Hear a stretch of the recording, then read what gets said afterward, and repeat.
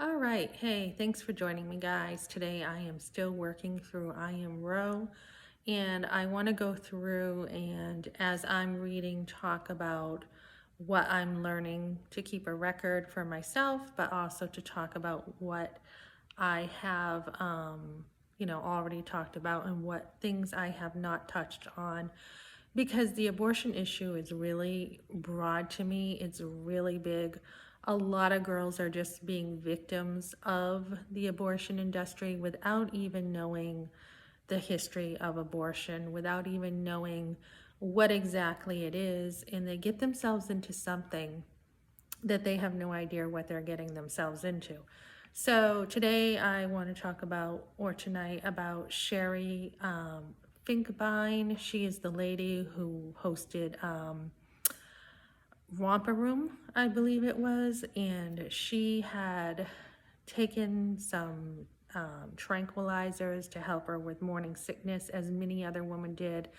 She found out that she would be having a possibility of a deformed baby, which they said later she did. As soon as she came out with it, the hospital denied her abortion they agreed with, and she went to Sweden to have this done. So years ago, abortion was definitely illegal, and if you did happen to get one, the men on the board had to approve this. And this is a big debate right now. Why should men be telling me what to do with my body? It's my body, I can do what I want. But with all authority, there are rules, and definitely with God being at the center of our lives, we know that people usually try to throw God off because they want to do what they want to do. So there's definitely authority in life, and there's definitely right and wrong. There is absolute truth, and this is what the abortion debate wants to do, is to diminish absolute truth because it's easier to do whatever you want. So as she made this decision to abort her baby, she had death threats, she had a lot of different stuff happening in the news with her. She lost her job. She was no longer considered competent to work with children.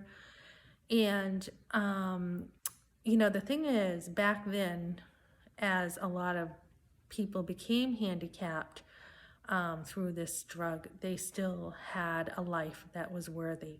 For us to say to handicapped people that you are not worthy, you no longer deserve to live because you're missing arms or legs, is not okay. And what happened from that, that was the beginning of abortion becoming legal before Roe v. Wade. And it's come to the point now where girls are just getting abortions over anything. The baby can be truly healthy, nothing wrong with the baby, and we're living in a society that just is sacrificing babies left and right. So I know Abby Johnson just did a video about the church speaking up against this, about people not being okay with this, rather than being worried about offending people. We should not be caring if we're offending people, because the abortion industry does not care if they offend us, and they also don't care to kill our babies. So we've been quiet about this too long. We definitely need to start speaking out, speaking against how wrong this is to kill innocent life. And there's really no excuse for it. I had another person on my Instagram saying, doctors are heroic for killing babies. They help women to have better lives, and they're heroic. And I said, it's actually cold-blooded murder is what you're doing. And, this type of thinking came from these tranquilizers were made, as I said in my last video, from convicted war crimes, people who did war crimes who were convicted of this. So we see how Hitler affected not only Germany, but a lot of his thinking came into America, even with Margaret Sanger disguising herself as a woman's rights liberator, when actually she felt in many ways she was God and she could choose who lived and who didn't. And we also see other people in politics who also believed that it's okay for a mother to kill her child. And we're changing that. We're in an era that is all turning around, thankfully. We are standing up for life. We are becoming very anti-abortion. So as I continue reading this, I will be sharing from her book. I will be sharing about Norma Nelson, which was her name before she became Norma McCorvey.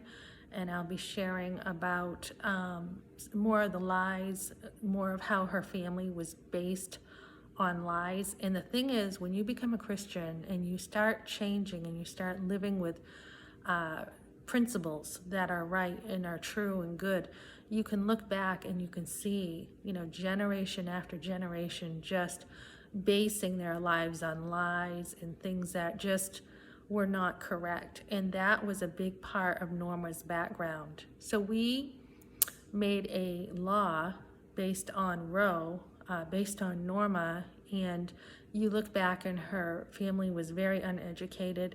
There were just so many divorces and breakups and people using one another, and we based a law on that, which just tells us we made a mistake in that it is not a constitutional right to kill innocent life. That stops. Your privacy stops once there is another child or a human involved.